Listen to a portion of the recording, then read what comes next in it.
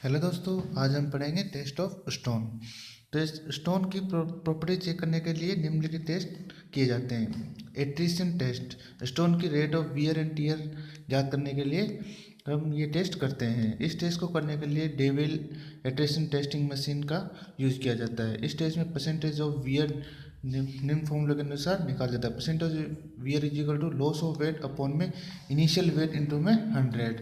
इस टेस्ट को करने के लिए 5 kg सैंपल लिया जाता है, जिसे डेवल एट्रेशन टेस्टिंग मशीन में रखा जाता है और इस मशीन को 2 सिलेंडर से मिलाकर बनाया जाता है, जो कि हॉरिजॉन्टल के साथ 30 डिग्री के एंगल पर होती है और इसका डायमीटर 200 mm तथा लेंथ 340 mm होती है। टेस्ट करते समय डेवल एट्रेशन टेस्टिंग मशीन को 30 RPM रिवॉल्यूशन पर मिनट के अनुसार 5 घंटे तक रोटेट किया जाता है और इसके बाद सैंपल को 1.5 mm की सीव से छान लिया जाता है।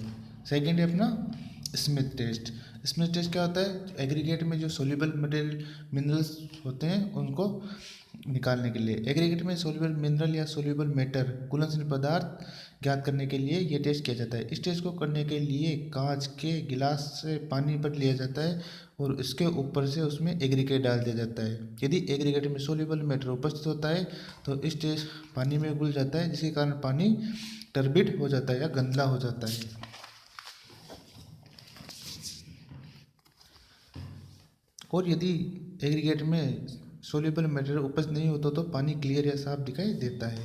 थर्ड टेस्ट है अपना हार्डनेस टेस्ट। हार्डनेस टेस्ट किस लिए करते हैं? अपने हार्डनेस स्टोन की हार्डनेस ज्ञात करने के लिए। स्टोन की हार्डनेस ज्ञात करने के लिए डोरी टेस्टिंग मशीन उपयोग में ली जाती है। इस टेस्ट को करते समय मशीन को 28 से 33 RPM के अनुसार 1000 रिवोल्यूशन दिए जाते हैं और इसके बाद स्टोन का कोएफिशिएंट ऑफ हार्डनेस ज्ञात किया जाता है। इसका कोएफिशिएंट ऑफ हार्डनेस ज्ञात करने का फॉर्मूला है 20 माइनस के weight of loss divided by 3।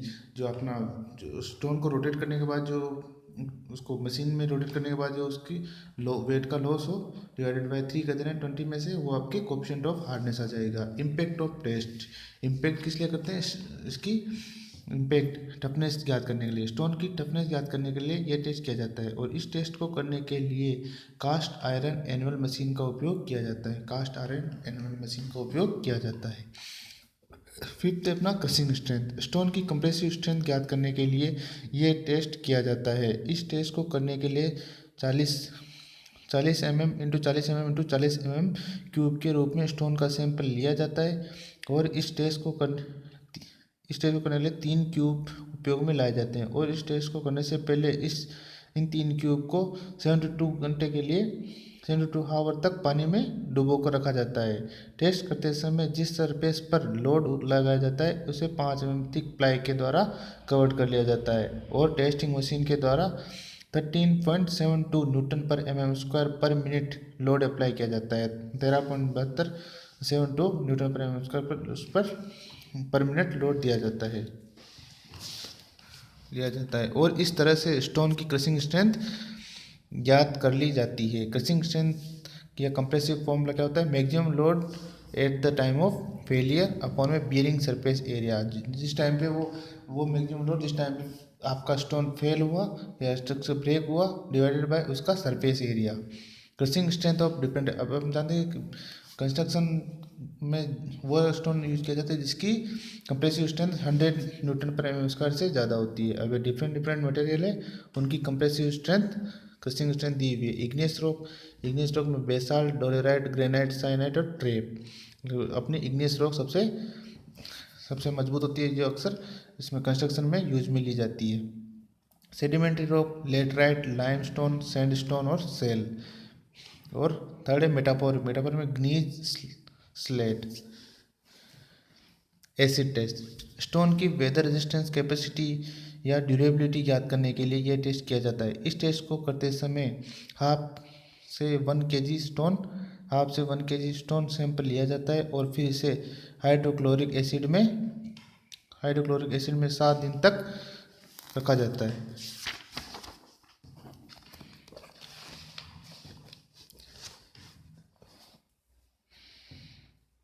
7 दिन तक डालकर रखा जाता है। इसके बाद इस सैंपल को चेक किया जाता है। यदि स्टोन की एज अभी भी शार्प हो तो स्टोन अच्छी वेदर रेजिस्टेंस कैपेसिटी होता है, और यदि स्टोन की एज ब्रेक हो चुकी है अर्थात पाउडर फॉर्म में चेंज हो गई हो, यह स्टोन लो वेदर रेजिस्टेंट कैपेसिटी का रखता है अर्थात ड्यूरेबिलिटी अच्छी नहीं होती है। इस स्टोन में कैल्शियम कार्बोनेट की प्रेजेंस को दर्शाता है। स्टोन में कैल्शियम कार्बोनेट की प्रेजेंस को दर्शाता है। अब लाइम स्टोन की वेदर रेजिस्टेंस कैपेसिटी या ड्यूरेबिलिटी सबसे कम होती है। लाइम स्टोन की वेदर रेजिस्टेंस कैपेसिटी सबसे कम होती है ये, एंड क्वार्टजाइट स्टोन की वेदर रेजिस्टेंस कैपेसिटी या ड्यूरेबिलिटी सबसे ज़्यादा होती है। ये वेरी मोस्ट क्वेश्चन है, ऑब्जेक्टिव में हमेशा पूछा जाता है। क्वार्टजाइट स्टोन की वेदर रेजिस्टेंस कैपेसिटी या ड्यूरेबिलिटी सबसे ज़्यादा होती है। ठीक है, quality of good building stone. अब अच्छी बिल्डिंग स्टोन की क्या क्या क्वालिटी होनी चाहिए? Good in crushing strength, good in appearance, better durability और फैसिलिटी और टू ड्रेसिंग। स्टोन इस प्रकार का होना चाहिए कि उसे आराम से ड्रेसिंग किया जा सकता हो, मतलब किसी भी अलग रूप में इसको चेंज किया जा सकता है। और हार्डनेस, उसकी हार्डनेस अच्छी होनी चाहिए। अब हार्डनेस कितनी होनी चाहिए? हार्डनेस, मेसोनरी और रोड वर्क में काम आने वाले स्टोन सफिशिएंट हार्ड होना चाहिए, और मेसोनरी और रोड वर्क के लिए ऐसा स्टोन उपयोग में लाया जाता है जिसकी हार्डनेस कोएफिशिएंट 17 से अधिक हो। हार्डनेस कोएफिशिएंट के साथ स्टोन को निम्न प्रकार से क्लासिफाइड किया जाता है। Hardness coefficient, types of stone या hardness: greater than 17 hard, 14 to 17 medium hard, और लेस देन 14 पुअर हार्ड। मतलब उसकी हार्डनेस 17 से ज़्यादा होनी चाहिए।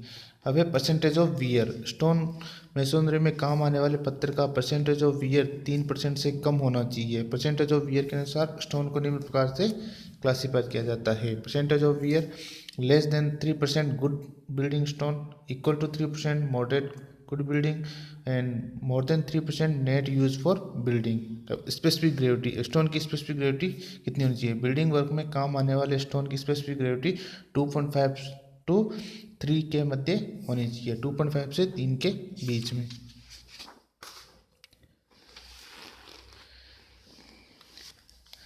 यदि stone retaining wall, weir, dam, dock harbour work में उपयोग में लाया जा रहा हो तो हेवी वेट पत्थर उपयोग में लाया जाता है। जब भी स्टोन का उपयोग इन सभी कार्यों में किया जाता हो तो उस स्टोन का वेट टेस्ट आवश्यक रूप से किया जाता है। यदि स्टोन का उपयोग arch, roof, covering material, dam आदि में किया जाता हो तो स्टोन लाइट वेट होना चाहिए। रूफ कवरिंग में जो मटेरियल यूज में लेता है उसका स्टोन लाइट वेट का होना चाहिए। यदि स्टोन का उपयोग कार्विंग, ऑर्नामेंटल वर्क किया जा रहा हो तो स्टोन सॉफ्ट वेराइटी का होना चाहिए। ठीक है, टफनेस इंडेक्स। बिल्डिंग स्ट्रक्चर या रोड में काम आने वाले स्टोन सफिशिएंट टफ होने चाहिए और इनका टफनेस इंडेक्स 19 से अधिक होना चाहिए। हार्डनेस 17 से अधिक और टफनेस इंडेक्स 19 से अधिक। ठीक है, toughness index stone quality: more than 19 high tough, between 13 to 19 moderate tough, less than 13 less tough. अब good weather resistance capacity, example quartzite. Weather resistance capacity सबसे ज़्यादा किसकी होती है? क्वार्टजाइट की। अब होता है rock minerals.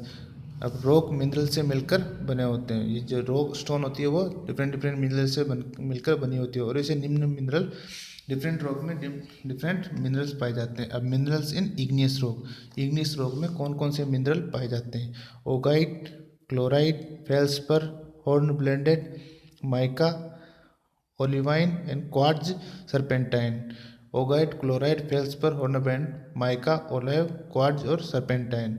Mineral find in sedimentary rock. Sedimentary rock में कैल्साइट, मैग्नीसाइट, डोलेमाइट, लिमोनाइट और एनीहाइड्रेट। ठीक है, कैल्साइट, मैग्नीसाइट, डोलेमाइट, लिमोनाइट और एनीहाइड्रेट।